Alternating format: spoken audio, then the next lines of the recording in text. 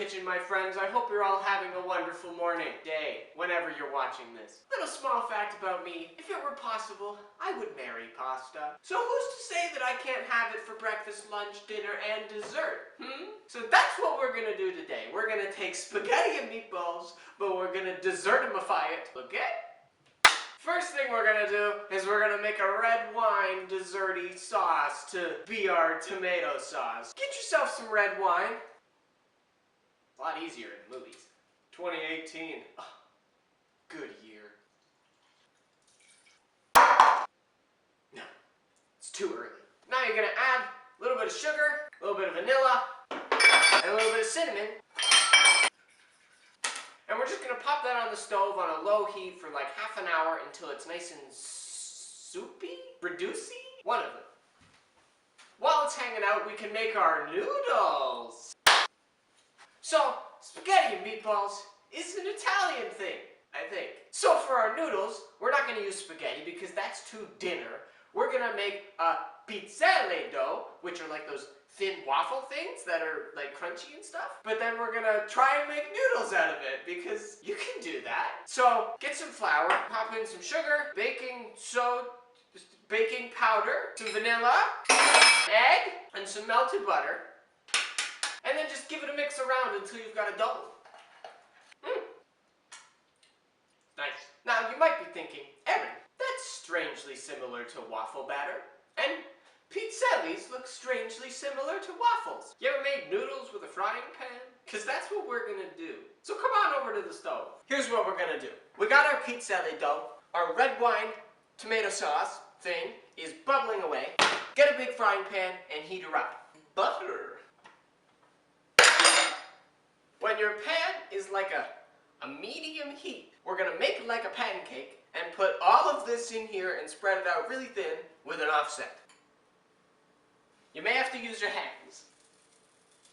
Oh, spread out! I have an idea. Use this. Compression. Okay. This smells really good. I'm creating disaster. Well, you didn't get to see the conclusion of that because of extenuating circumstances.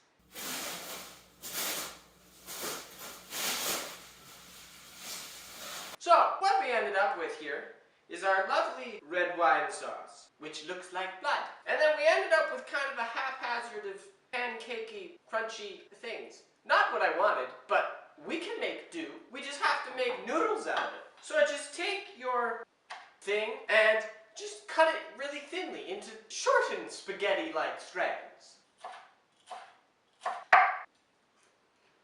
Now, pizzelle are good, man.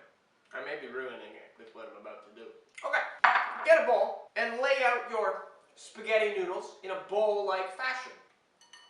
Looks like spaghetti to me. Now take your spaghetti sauce, pour it over. It's so dark. Now meatballs, you don't have dessert meat. No, we've got some chocolate truffles. And if you don't want to make these, just get Lindor ones. They're good. They look kind of like meatballs. 3, that's a good number. Just a little bit more spaghetti sauce over top. There we go.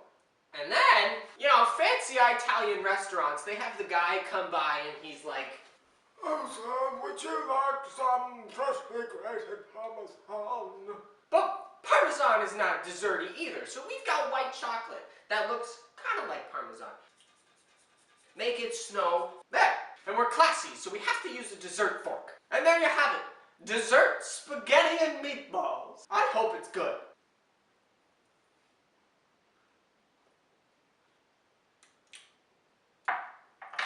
Those are flavors that do not go well together. It's the, like, sweet pastry of the waffle, pizzelle, spaghetti, and the red wine are not very nice. So this has been dessert-imified spaghetti and meatballs. Make it if you want, but I don't think I ever will.